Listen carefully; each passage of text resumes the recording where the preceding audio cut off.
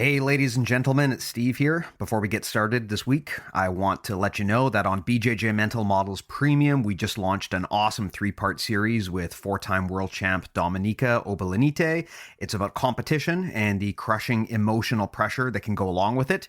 Critical listen for anyone who's a competitor or really anyone who works in a high-stress environment. Give it a shot, premium.bjjmentalmodels.com. You can check it out and get a free trial. Give it a listen. If you don't like it, cancel with no risk. Again, premium.bjjmentalmodels.com, and enjoy the show.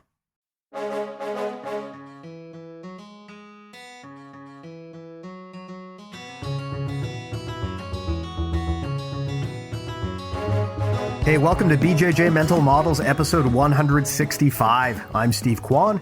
BJJ Mental Models is your guide to a conceptual and intelligent jiu-jitsu approach. And today, I am pleased to be joined by my virtual coach, Mr. Antonio Harrison, also known to the masses as Coach Doc.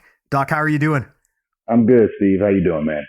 I am doing awesome. I also spoke to some of your colleagues on prior episodes, and it is kind of cool that I get to talk to you in person. I'm so used to having your image just floating in front of my face, giving me instructions. So it's weird to actually talk to a human being. Yeah, no, we're real people. We're real people. Well, with that said, why don't you give yourself a quick intro? Just explain to everyone what your background is and what this Coach Doc thing is all about. Yeah, sure. So I was born and raised in Pasadena, California. I've been an athlete all my life, from swimming to track, basketball, football. Also tried my hand at MMA after college football. For my eldest son, I've got three boys now, married when he was conceived. And the whole Coach Doc thing is I've coached high school football at the varsity level for 15 years now. And I've also done personal training and fitness training and group training. I'm a virtual reality fitness coach. I work a lot with mindset of individual clients and groups. And the doc part comes from the fact that I have a master's and PhD in behavior analysis, the science of human behavior. It's funny because when I first saw your name, Coach Doc, I thought, well, that's an interesting nickname. This dude's got two titles in his name. How do you get a name like that? And then I looked you up and I realized, oh, well, that makes a ton of sense. He's actually a doctor. So there you go. That's where that came from.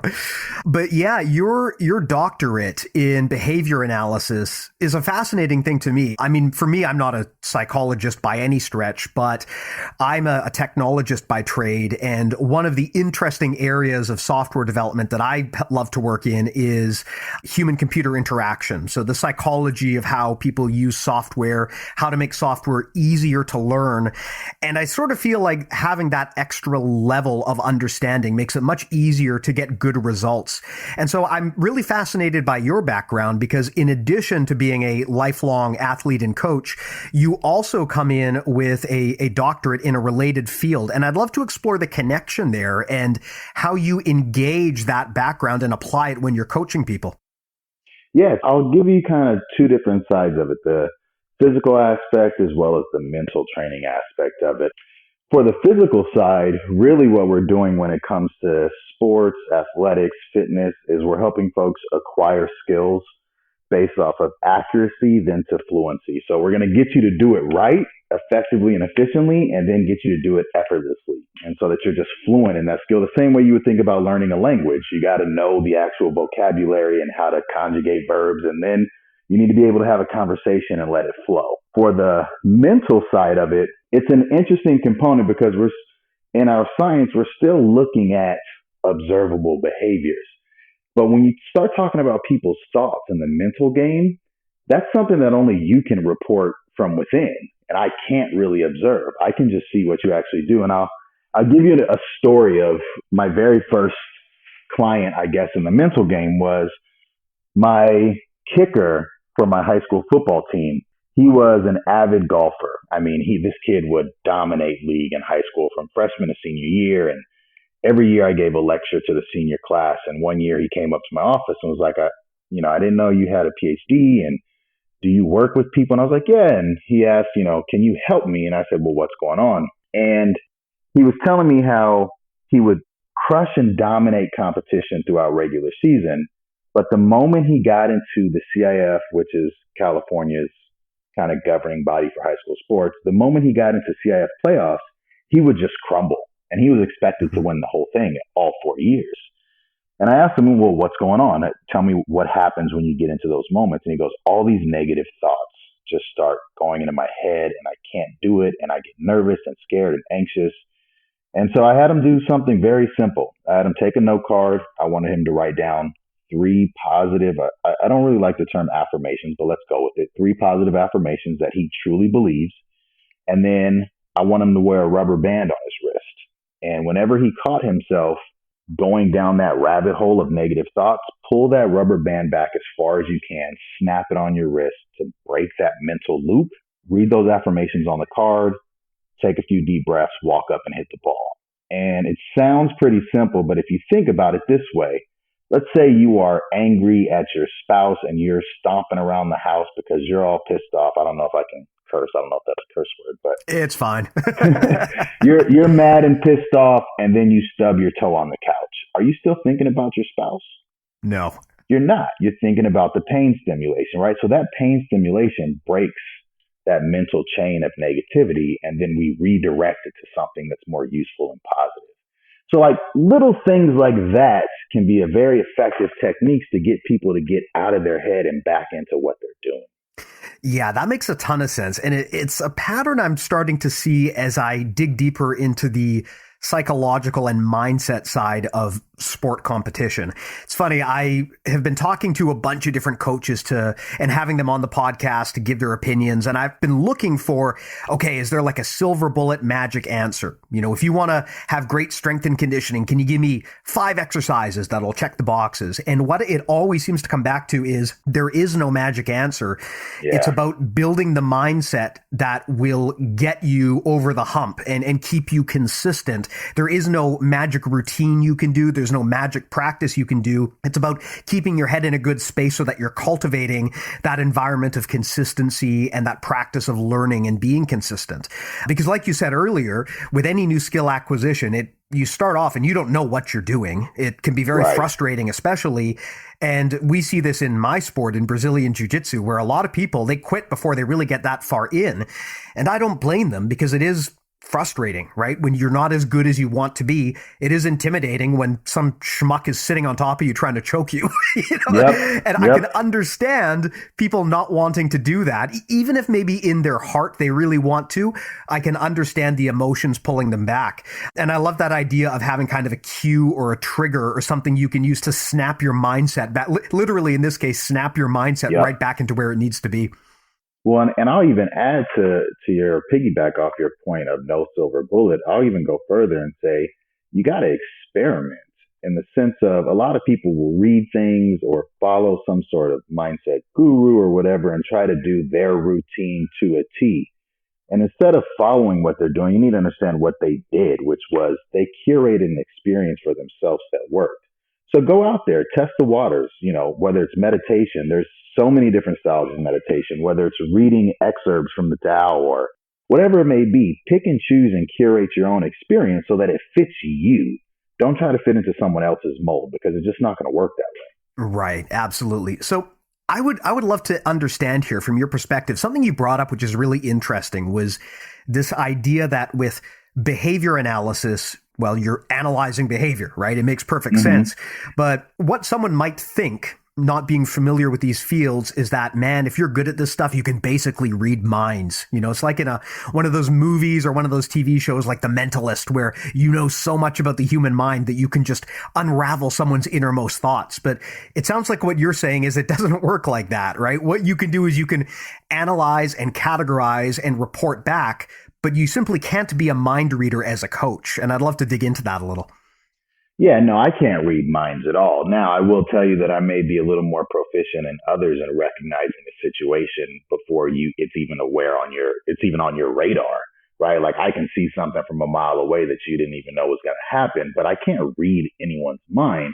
Rather than that, what I'm looking at is where's the moment where there's some sort of hesitation or there's a break in the learning curve that we got to take a step back here and take a look at. Where is it that I can enhance your learning process and not slow you down? Know where your baseline is. Know where you're starting, right? Like if I'm going to teach you how to shoot a basketball, I need to see you shoot a basketball. I'm not just going to walk up and tell you, well, this is how you want your hand. This is where you want to tuck your elbow. Let me see where your starting point is first, because I'm not going to waste your time teaching you things you've already got locked in, right? So all I'm doing is surveying the situation.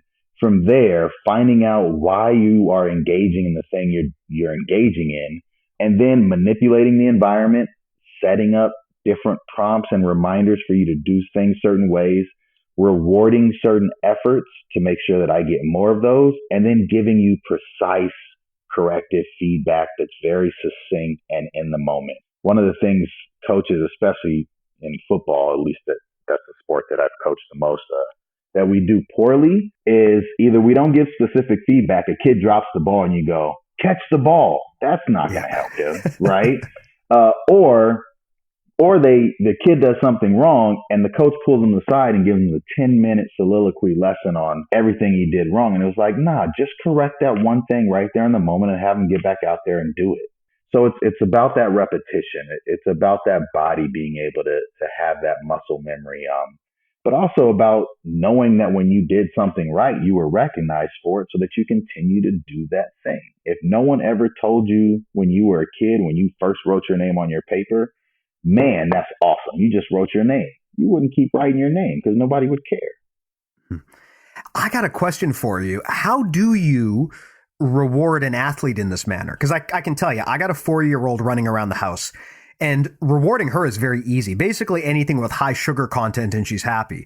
But with performance athletes, I mean, what do you give them? How do if I've got a black belt, for example, that wants to do a major competitive run and my job is to coach them, what can I offer as a reward when it's time to reinforce that good behavior? What can I, as the coach, give them that would be meaningful as a reward without being hokey or, feeling fake? I'm just wondering, how does that reward structure and incentive work in a sports performance situation? So this is a very interesting question that a lot of people miss this aspect. One is you are right. It's got to be genuine and it's got to be in the moment. But also you got to know the vibe of the person, right? Like I always say, I've got athletes who want a pat on the back, some who need a kick in the ass, some who need to be left alone, and some who need a combination of the three. So I need to know who you are and what drives you first. But when you're talking high level performance and elite athletes, black belts, what's rewarding for them is the result.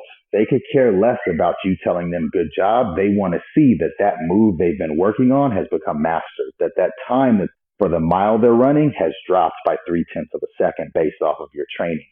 That natural reinforcer that for them, that's the thing for a high level performer. Not someone who's just learning how to play basketball. They need the good job. Someone who's just learning how to put somebody in a rear naked choke, like they need you got that right. There you go. Tuck the hand into the crease of the elbow. Like they need that. But someone who's already been there, they want you to give them the little things and nuances that are going to take them to the next level, because they will feel it when they do it and they'll know it because they've been there and done that. So that doesn't need an external reward from them. They're coming from a place of motivation based off of results. So you're not just walking around with like a bag of M&Ms and you just give one out every time someone does a good job? Hell no. but I will tell you this though, like with my football team, right? Because it's different working on one-on-one than like if you got a group of 30 guys. Yeah. Right. So I will keep a clipboard with everyone's name on it. And anytime I give someone some sort of feedback or some sort of praise, or I'm in somebody's face because they are not doing what I need them to do, I put a little note, however I've classified it or coded it. And the reason I do that is because come Wednesday or Thursday, after 2 or 3 days of practice, I may look up and realize, Jackson, I haven't said one word to Jackson, but he's been out here busting his ass for 3 days. He deserves my attention just as much as everyone else. That doesn't mean that I'm going to fake a comment to Jackson. It just means I'm going to observe him a little more than the other folks, right? So that way everybody's getting a little piece of me as coach. So that's a really good idea, because this is a problem that is pretty rampant in jiu-jitsu. I mean, I know that you've trained MMA, so I'm sure that you've seen this because MMA classes are not that different. When you are a high level, gold tier, professional, elite level athlete, you probably have a team, right? You probably Yep. have people who are paid to give you attention. But when you are just another person in the class and there's 30 other people in the class, it's very easy to be ignored by the instructor or to feel like you're being ignored. And from the Exactly. instructor's standpoint, it's very easy to just treat everyone like they're exactly the same. And this is a pretty rampant problem in jiu-jitsu where the instructor will come in and there isn't really a lot of tailoring. They do what you said at the beginning, which is basically they come in and they show everyone one technique and they're not spending the time to personally get to know everyone, to personally assess where they're at. They're not doing that thing where they assess, okay, am I retraining someone on something they already know or is this new knowledge to them? That level of customization often is missing. And I'd love to explore what kind of tactics a coach can use to give better one-on-one feedback when the reality of the situation is just they've got a whole room full of people they're responsible for. I love the clipboard idea, but is there anything else that you can do to make sure that people feel like they're being attended to and that they're important to the coach? Yeah, well, first, two things that came to mind. The first one is realize, and other folks do too, especially when you're dealing with adults, if you do have a high level grappler here who is going to go to a tournament, they deserve to get more attention because they're actually going to go into a match, right? As opposed to the person who's just showing up. That doesn't mean the person who's just showing up as a weekend warrior doesn't deserve the attention. It just means like, let's recognize that there's more on the line for this other person than this one here. So when I look at my clipboard, it's not that Jackson, who may never get in the game, is going to be equal to my middle linebacker who calls all of my defensive plays in terms of interaction with me. It's to make sure that Jackson knows that he's appreciated and I'm paying attention. The other thing is it's going to sound maybe unconventional or counterintuitive. A lot of the times, the way in which I learned to give attention or feedback to folks who aren't getting a lot of it, or just making sure that everyone's I'm getting in touch with them, is I'll ask them things that have nothing to do with what we're doing.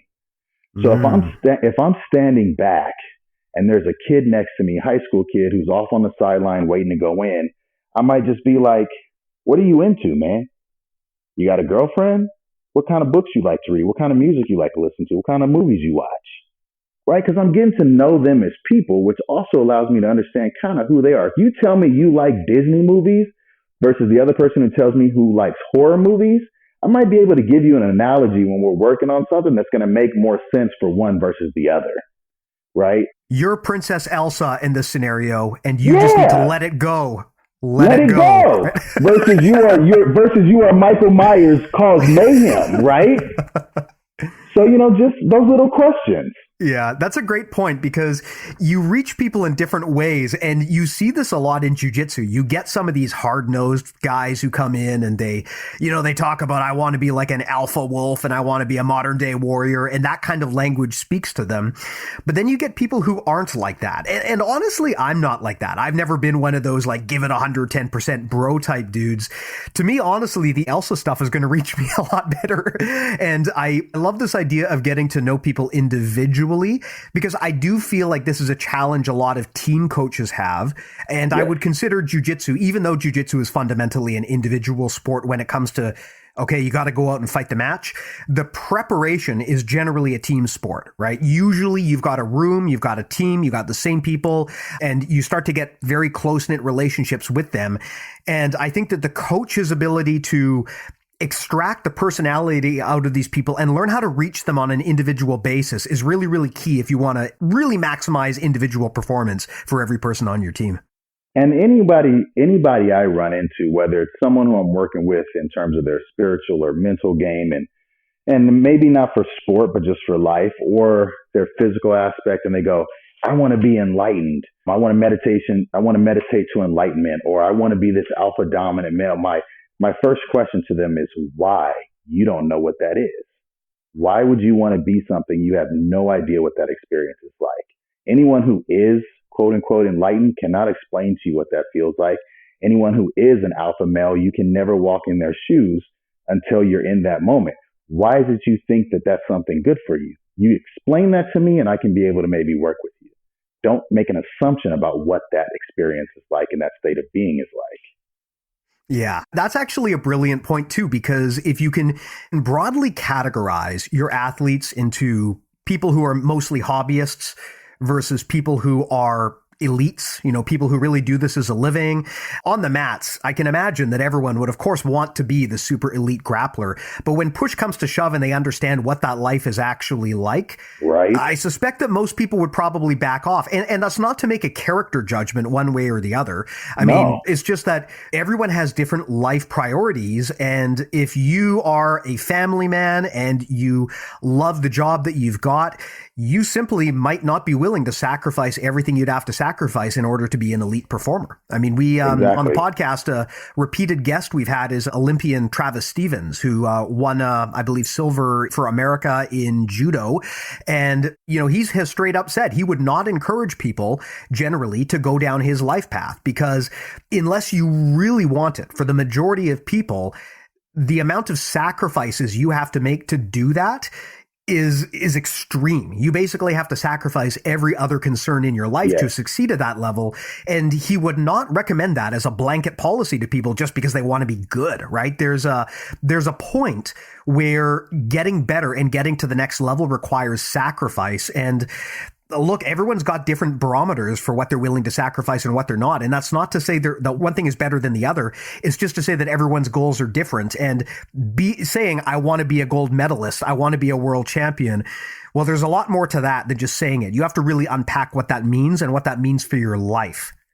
Yeah, no, I'm a firm believer, and I live my life through the observation of patterns. And one of the biggest patterns I see that is just true to nature in all its form is that everything has its inherent opposite. So whatever you want, you have to be willing to sacrifice and live the opposite of that to get what you want, right? Like however rich you want to be, you got to be willing to be that poor. However successful you want to be as an athlete, you also have to be willing to be at the bottom of the barrel to work your way up. Like that is the way everything exists in our world. It has its inherent opposite. Yeah. Yeah, makes tons of sense. It reminds me of the whole discipline equals freedom thing, right? Sometimes you have to play things backwards, because if you want to get to one place, sometimes the opposite is the thing that will actually get you to that point. Bingo. Yeah.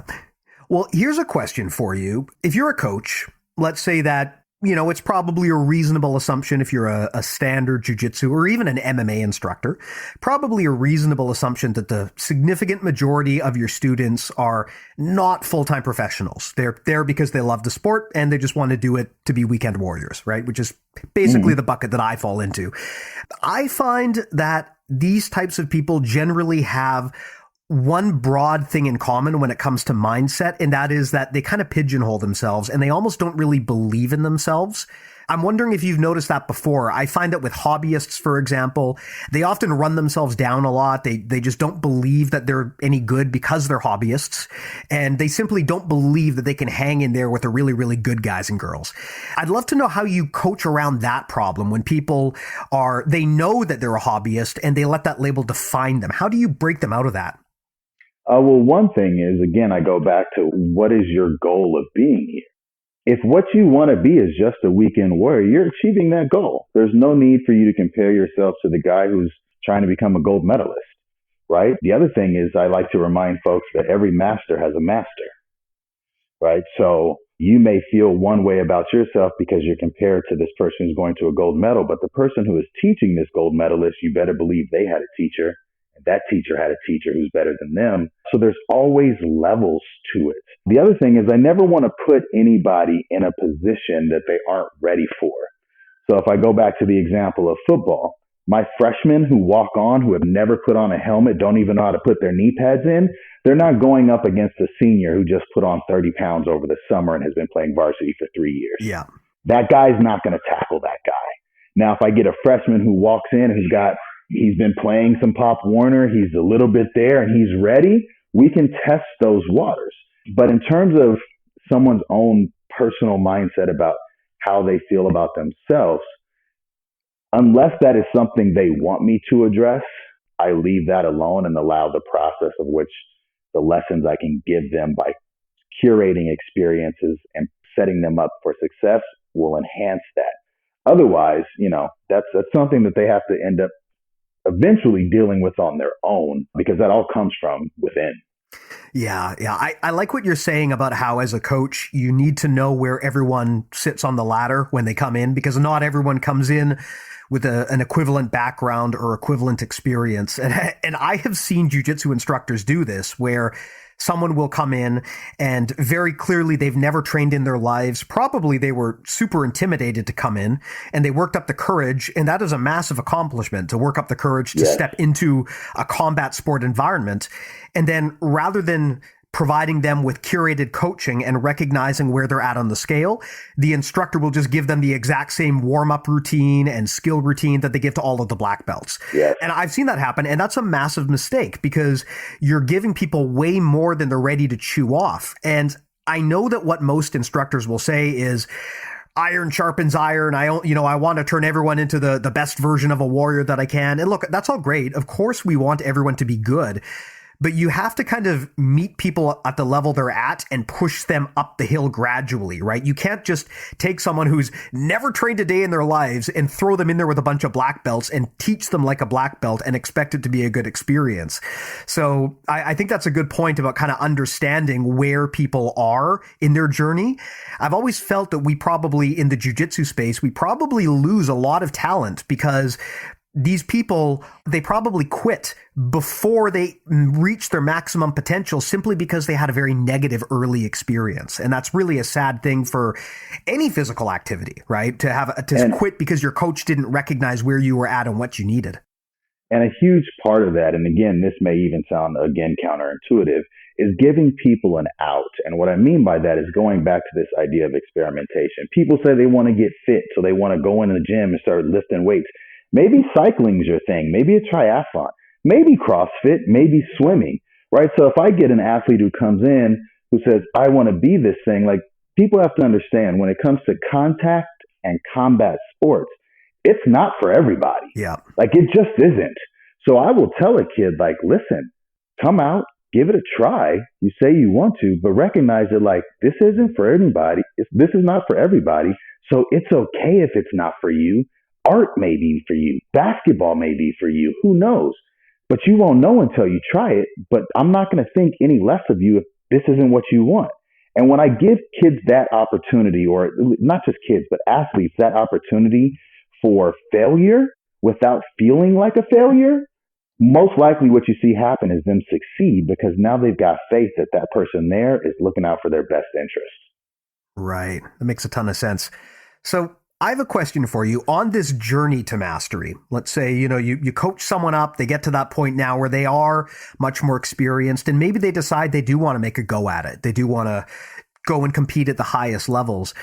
How does the mindset training switch at that point? Because something I've noticed is the people who are early on, the people who are hobbyists, they have one series of mindset problems, mostly stemming down to their own confidence and their own feeling of whether they belong here. But the elite athletes, they also have a ton of mindset issues, but normally their mindset issues are a completely different bag of problems. And I would love to unpack how you coach someone like that, right? When you're talking to someone who's running up for a national championship or a world championship, I mean, what kind of concerns might they have that a regular athlete wouldn't have that you need to coach for? One of the biggest things I've seen with high performing athletes is the history of the ego boost. And what I mean by that is they've been high performers most of their life in sports, always winning trophies, always being put on a pedestal. So now they're competing against others who have been in that same realm, and they're not prepared for ego death. Yeah. So what I will do is put them into situations in all different arenas, all different type of things that may not even relate to sport, to cause that ego death, so that we can go through that now, so that when you are in the moment, that thing does not crush you, that you have been through that before and you've come out on the other side already. Yeah. Because to me, that's the biggest thing with a high performer is, how do I handle loss? Because I haven't had it majority of my life. Majority of my life, I've won everything and have been the champion. And now all of a sudden, the guy across from me has just as many trophies as I do. Yeah. Right. And if you're a weekend warrior who's trying to make that leap there, you have to explain to them, just like I would with some of my high school athletes, what that experience is. If you want to go play Division I football, recognize you don't get to pick your classes. That's surrounding your football schedule for practices. You're going to have 3 to 4 meetings a day. You're going to have 2 practices a day. Your parties on the weekends when all your friends are going out and having the college experience, you don't get that because you're going to be on a plane with a tutor while you get ready to go prepare for a football game in the middle of nowhere and then turn around and come back on a red eye, right? Like just giving people a glimpse of the world that they think they want a part of can be a game changer. Some people will say, I don't want that. And some people will say, bring it on. Let's do this. And those who are in the middle, you just keep working to see where they land. Yeah, I think that's something that a lot of people don't quite understand. I mean, I don't want to downplay the local scene, but when you're kind of competing at a small local level, maybe like a school level, for example, I mean, you can kind of brute force it, right? If you train hard enough, as long as you're training harder than the other people, there's a good chance that you're going to wind up at or near the top. But as soon as you broaden your scope and you start looking to, statewide, provincial-wide, national, world championships, like you said, you're dealing with other people who are putting in the work too. Yes. And these are other people who might have the same natural gifts and athleticism that you do. You can't just rely on those anymore. And for a lot of people, I know it's a big system shock when they jump from the local scene up to the national or the elite scene, because now all of a sudden they're dealing with other people just like them. And if you're unlucky, you may have never dealt with that before in your life. So I know it is very much a shock. You'll have a lot of people they're really, really big on the local scene, but they can't crack that ceiling and get up to the next level because they're dealing with other people who are equally experienced. Yeah, and with the ego death, I'll tell you, it's interesting to me, but so, being an athlete all my life, I mean, I remember my senior year of high school, I was the high school athlete of the year at my football banquet. I took like 6 out of the 8 awards offered and all league, all city, all this, all that. And my very first game in college football, the first person I had to tackle, mind you, I was at that time 5'10", 185 pounds, was a 5'3", 235-pound running back. Here comes this bowling ball that like I've been, just cleaning shop all of my history in playing football. And like all of a sudden I am face to face this mass of a human being that I'm supposed to bring to the ground. And it's like, oh, if I want to be what I thought I was, I've got to take it to another level. And I had to reel my ego back in a little bit and go, I have to put in that work to be where I want to be because I'm going to face people like this. And including that, I got to face myself. Like I had to take a look in the mirror and go, I'm not ready yet. I got to do something better or harder or work better or more efficient. Right. And I think that for a lot of people, I mean, ego death is such a great term. We've talked about stuff like beginner's mind on the podcast before many, many times and the importance of trying to shelf the ego. I feel like with elite athletes, there are a lot more highs and lows. At least it kind of seems that way externally. With hobbyists, maybe not so much, but with people at the top level where wins and losses carry so much meaning to them and they're so publicly visible, it feels like they're always just on top of the world or they're in the dumps. And it's like a constant up, down, up, down, up, down. How do you help these people maybe flatten that and balance that a little bit more so that they don't have to ride that emotional roller coaster? I mean, I guess the answer is ego death, but how do you encourage someone like that who has been a competent elite athlete perhaps their entire life? How do you institute that idea to them of reining in the ego, which might be hard for them because the ego might have been something that they were relying on to get to the point that they're at now? How do you begin that process of unchaining someone from their own ego? Well, and I like that you asked that. I think it's a great question because first, let me clarify when I say ego death. For high performing athletes, most of the time, the reason they're high performing is because of that ego. Ego is not a bad thing when it's used in the appropriate manner, right? When you can walk in with genuine confidence about what you can do and your abilities, that will propel you to heights unknown. So it's not just about that, but like you said, someone who rides the highest of highs and lowest of lows, when that person, no matter whether they've won the championship or just lost it, when they go home, they're by themselves. There's no more fans. There's no cheering. They're in a room by themselves, maybe with family or if not by themselves, just like every other human being. So when it comes to curtailing that ego and kind of flattening that out, or not even necessarily flattening it out, but understanding what it is appropriately used for, it goes away from sport. Now we're talking about you as an individual human being, person, spirit, however you want to look at it. Are you comfortable being alone? One of my favorite sayings is, if you're going to be alone, you better be in good company. Yeah. Can you be alone and be all right with yourself?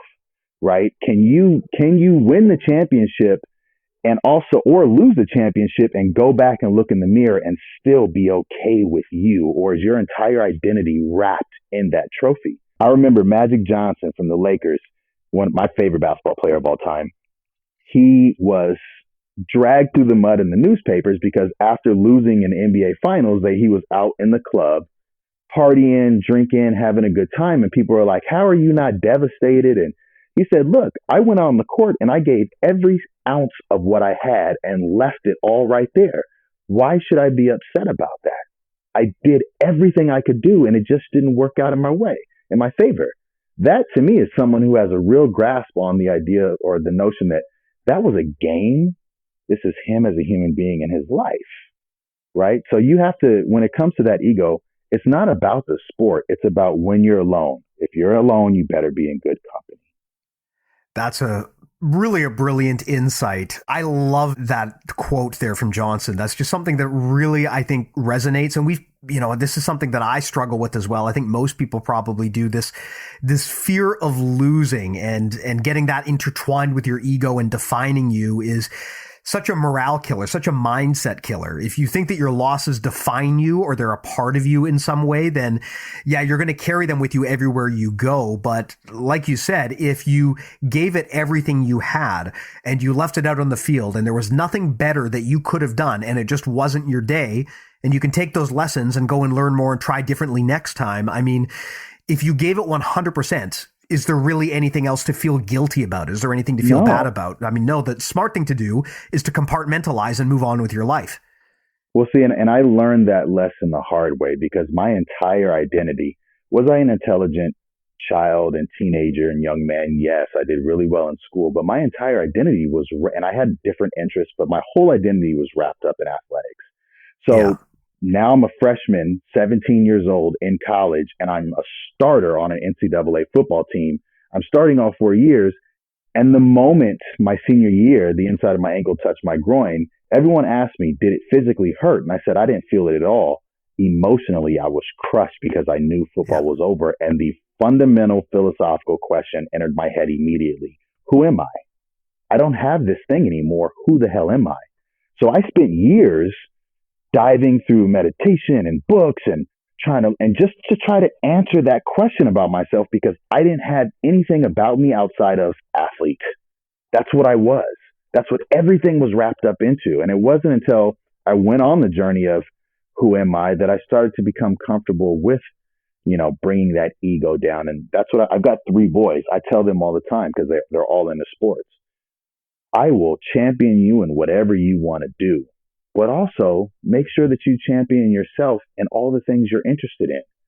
Because if it works out, great. If it doesn't work out, I don't want you to just not know what to do with the rest of your life or you can't even see the next step in what you want to do because you are so lost and consumed by this one thing.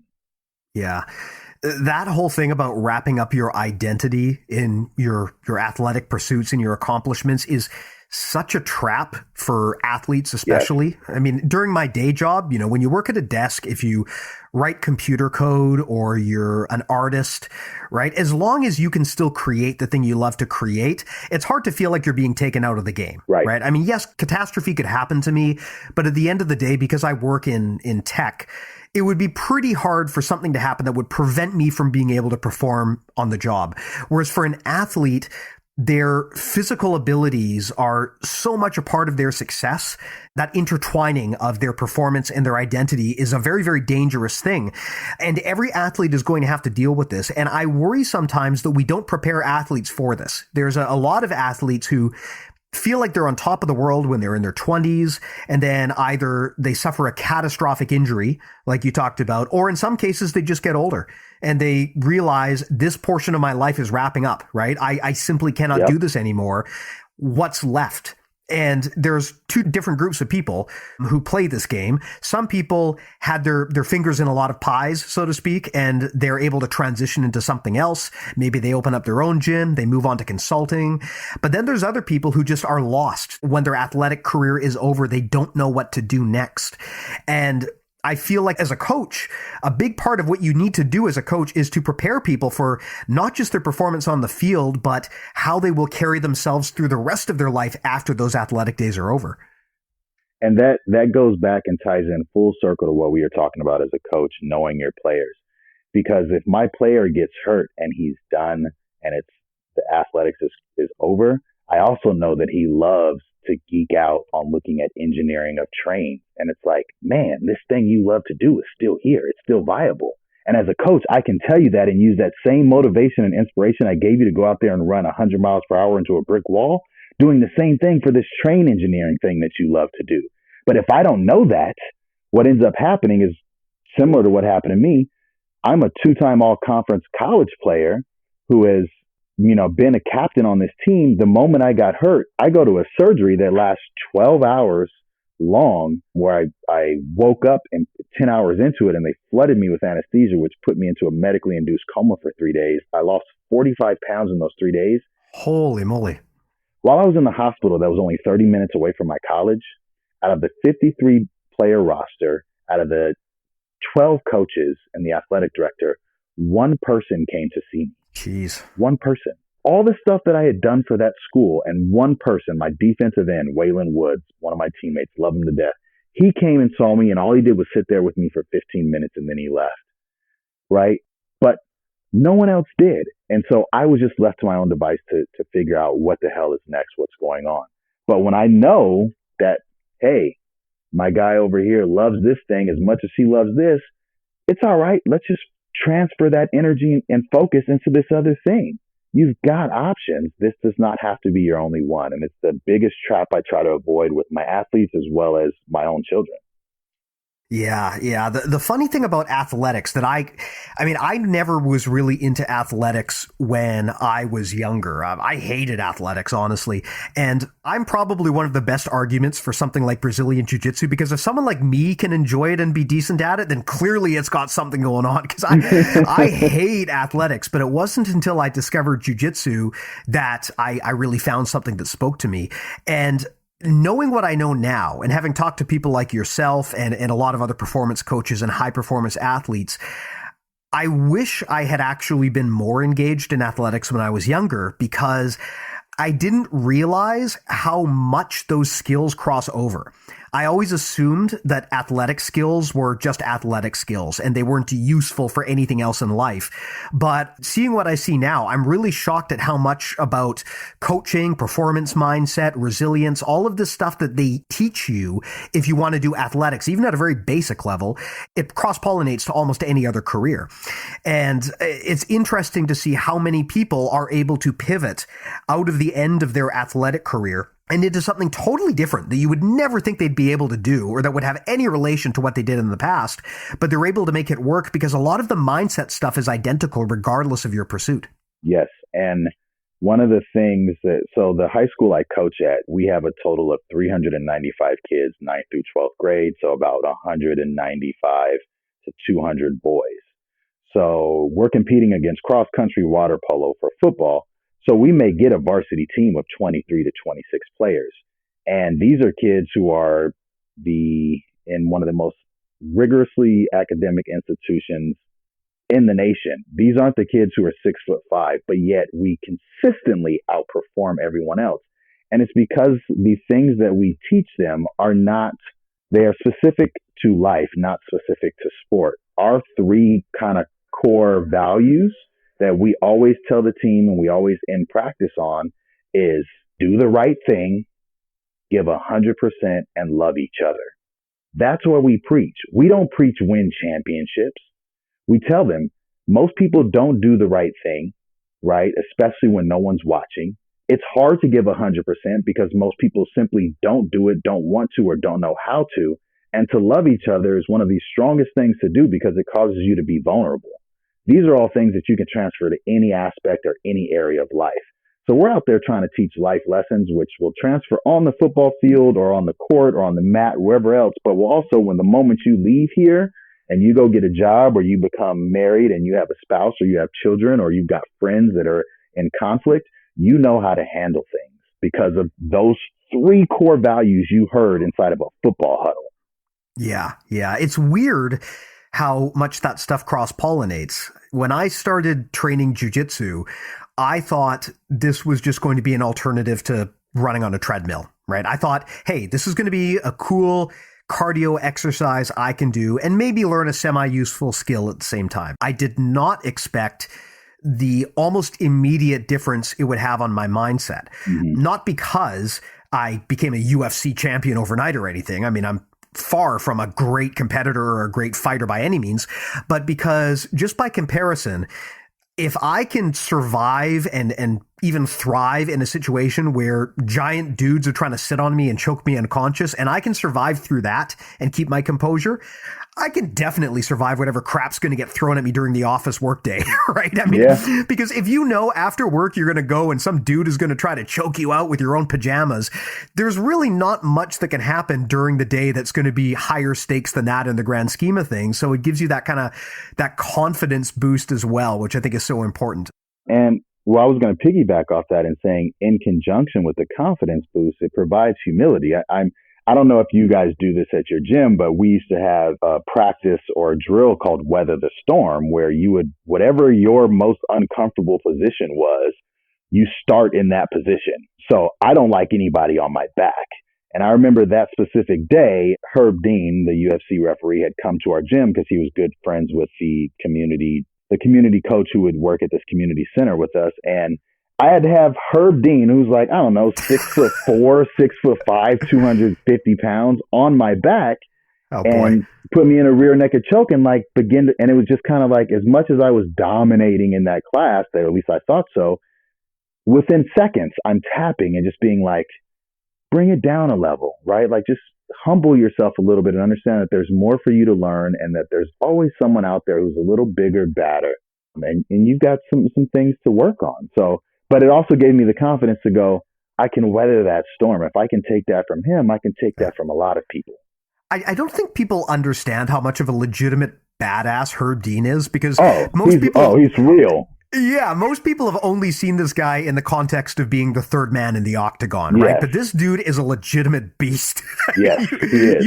You don't want to mess with Herb Dean. No, you do not. Yeah, but yeah, I love what you're saying here about that. That's actually a really great drill, and it never occurred to me to do that, where you just ask people, what is your worst position?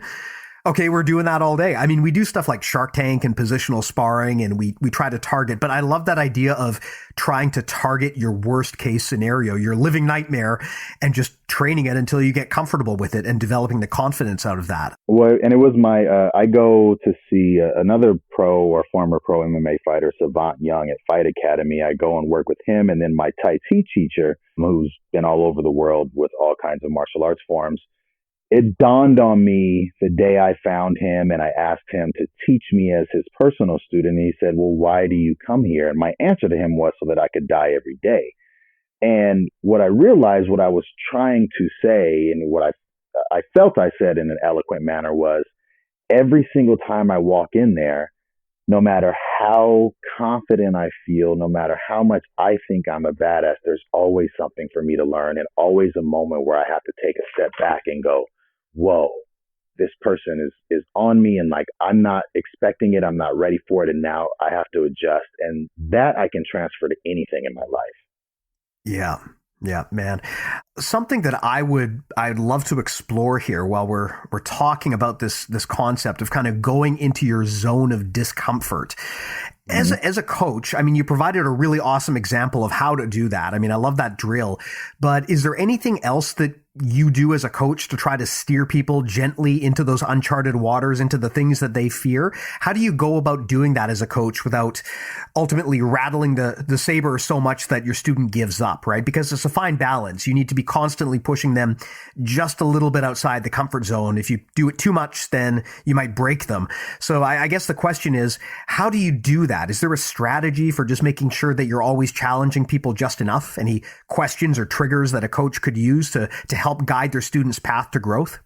One of the things I do that's one of the best moments in athletics as a coach I've ever had, which is I give them an opportunity to trust me and to trust themselves. And what I mean by that is, I'll give you an example. The first year I went over to a new school to coach, everyone had known who I was and was really good friends with the other coaches. And but the athletes, I was brand new to them, and I'm teaching them something new that they're not comfortable with. And I remember we went and played in our league championship game against our rival and had this kid named Jack Wilson.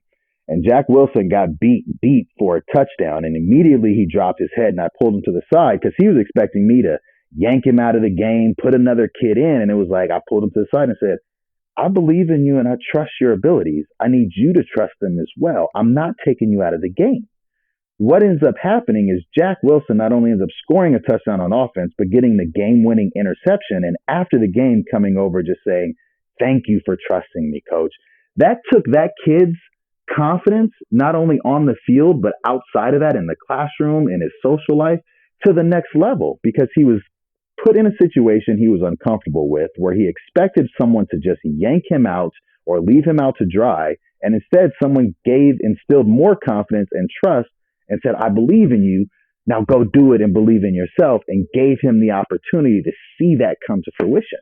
Right? Now, does it always work out like that? Of course not. But had he even got scored on 3 more times, but every time I'm just correcting and helping and moving him here and making sure that he's getting the coaching he needs to be better, you better believe that's going to transfer when he shows up to practice the next day. Coach believes in me. Coach thinks I can do this. Why don't I? Let me step up.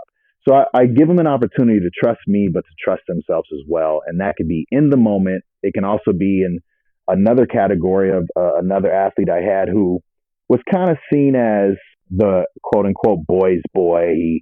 He wasn't too great with academics. He was kind of a class clown. No one ever took him serious. And after his junior year, I pulled him to the side and said, I'm going to need you to be one of the leaders on my defense. I have a place for you, and it's going to be a critical place in our defense, and it's going to require you to step up to help lead these younger guys and to be one of the men on this team that is going to take us to the new heights.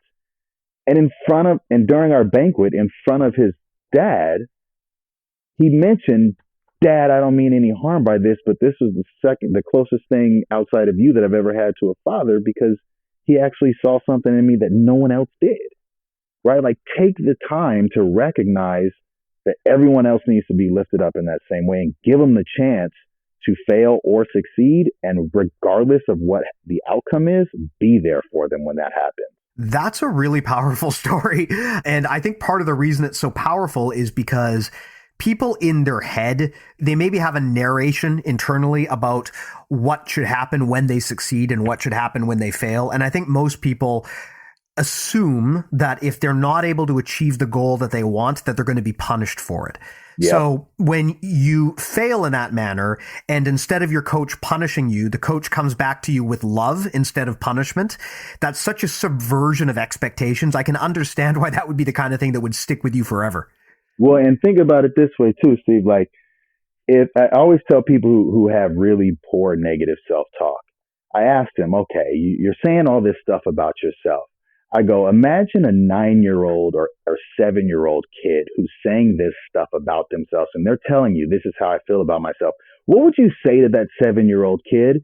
And inevitably, 100% of people would tell them, I would tell them they were awesome, they were great, don't ever think like that. And I go, now imagine that little kid is you. What would you say to yourself as that 7-year-old kid? Yeah. You would say the same type of stuff. So why would you say that to yourself at 22, at 37? Yeah. Right? Like, just because you've got a couple of decades, that makes it okay for you to just completely, destroy yourself internally. Like, you wouldn't say that to a little kid or to a best friend who's struggling through something. So why do you turn around and do that to yourself? It makes zero sense.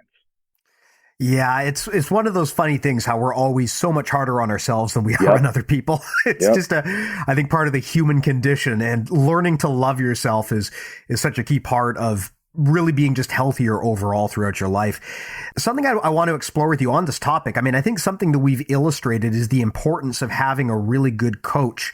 But the reality is a lot of people simply don't have a good coach. Yep. A lot of people, just due to the circumstances of where they grew up or where they went to school, they may never be exposed to that life-changing coach that other people are getting exposed to.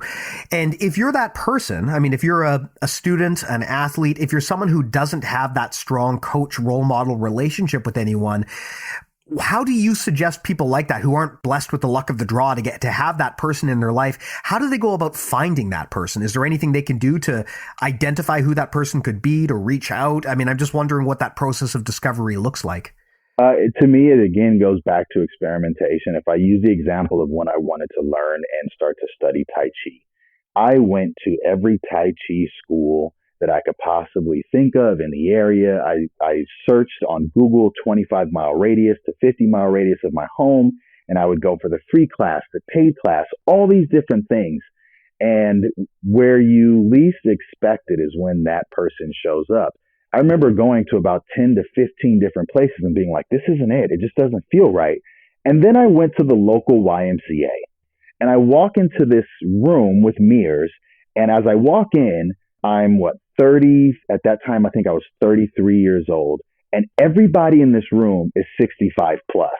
I'm talking about they're setting their walkers to the side. They've got canes. People are, can barely move around. And I'm like, oh, this isn't the place for me. And then in walks AG, my teacher.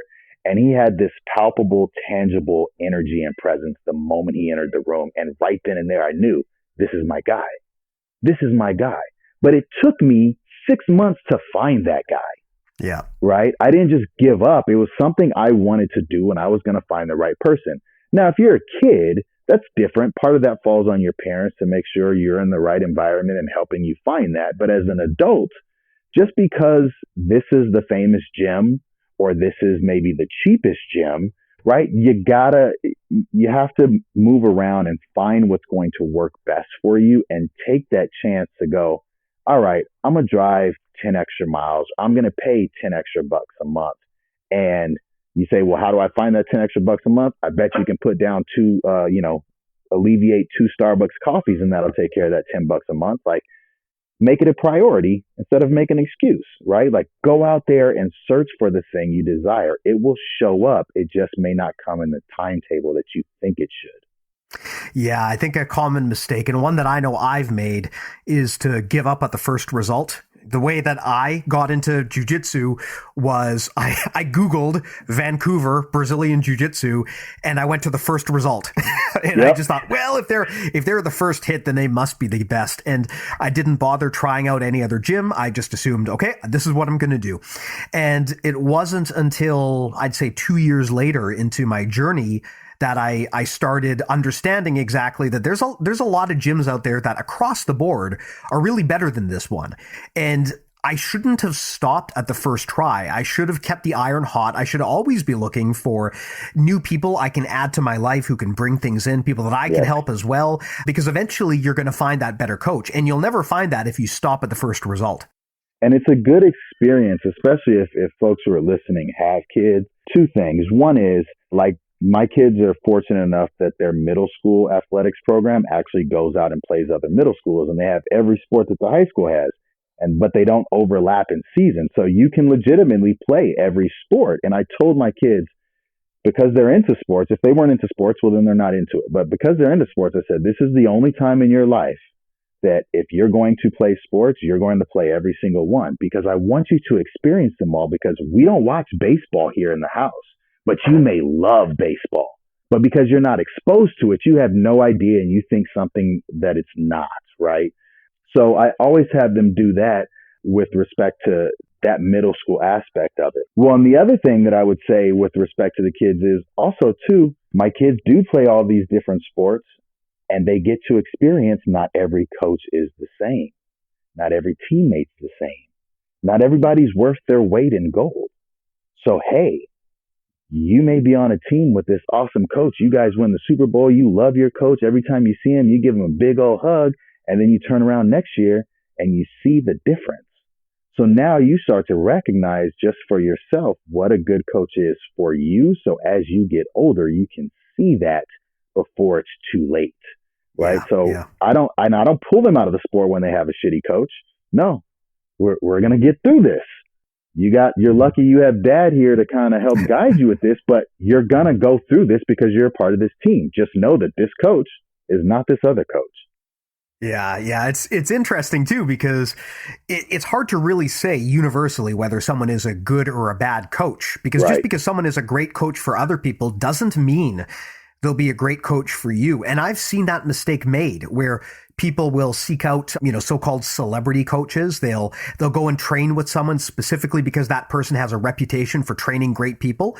And it just doesn't work out for them. They just don't jive with that coach in that manner, right? Just because someone is good as a coach for a different person doesn't necessarily mean they're going to be the right coach for you, because every relationship dynamic is different. Well, and that's what I tell anybody who ever comes and trains with me, especially adults. When you come to train with me, I always will go through the first week or two or sessions with you, and it's a trial basis, because I may not be a good fit for you, and quite frankly, you may not be a good fit for me, right? And I need to be able to say, I'm sorry, I can't coach you. I don't want to coach you. And I'm comfortable with that. A lot of people are like, oh, as a good coach, you should be able to coach anybody. False. As a good coach, I should know that I can get the most out of this person. This other person, they got some other things they need to focus on before they can come and work with me. Yeah. Coaching is about maximal results. It's not about collecting clientele, right? No, if you're getting someone to pay you, that doesn't necessarily mean you're a good coach. No. Awesome. Well, hey, I got a question for you, Doc. Before we tie this up, any closing thoughts for people out there who are either a coach or they're looking to improve their performance by finding a better coach? Any last nuggets of wisdom you want to drop here? One, I'll say it from both ends. One, as a coach, recognize that you are going to make mistakes. Be willing to admit those mistakes to your athletes so that they can trust you and move forward. Don't ever pretend to be perfect, and don't ever pretend to be perfect, or don't ever pretend to act as though you have so much wisdom and knowledge that you can't learn anything from your student or your athlete. And as the athlete, give yourself a little grace. It's okay. You're going to make mistakes. You're going to lose. You're going to win. You're going to have great days. You're going to have bad days. But at the end of the day, give yourself a little grace and know that you actually showed up, which is more than the person who didn't. Yeah. Amazing. Well, hey, if people found that this message resonated with them, if they want to check out your work, if they want to get in touch with you, how do they go about doing that? They can check me out on any social media at OneCoachDoc. That's ONE Coach Doc. They can email me at renbehavior@gmail.com, REN Behavior. And I give this out at every keynote lecture I give across the country, everywhere else, 626-316-3622. I'm an open book. If I'm going to talk about being there for people and doing things the way I do things, anybody can reach out to me. Awesome. Amazing, man. Well, thank you so much. And of course, to everyone out there, if you want to reach out to me, I'm presuming if you found this podcast and you're listening, you probably know how to get in touch with me. But if not, go to the website where you found this, bjjmentalmodels.com. It's got a contact form and a full link out to everywhere that you need to if you want to shoot me a message. It's also got a full roster of all the episodes we've ever done, plus a database of some of the concepts that we talk about here on the show. And of course, if you want to dial it up a level, we've got our awesome premium service where we dig in much deeper. We've got a bunch of audio courses that are much more in-depth than the stuff we talk about here. You can check out premium at premium.bjjmentalmodels.com. Really makes a difference if you check that out. So I do appreciate it. You can give it a shot. There's a free trial there. Again, premium.bjjmentalmodels.com. Doc, so glad to have you on, man. Really appreciate it. It's always cool to talk to someone when you've had, you've kind of seen their coaching product and you've experienced it as a customer, but then you actually reach out and they respond to you and then they come onto your podcast. So really jazzed about this conversation. I thought it was a fantastic one. Thank you again for coming by and spending the time with us. Yeah, thank you, Steve. I greatly appreciate you and love what you're doing. So keep it up, man. Much love always. Thanks. And of course, to everyone out there listening, much love to you as well. Talk to you next week.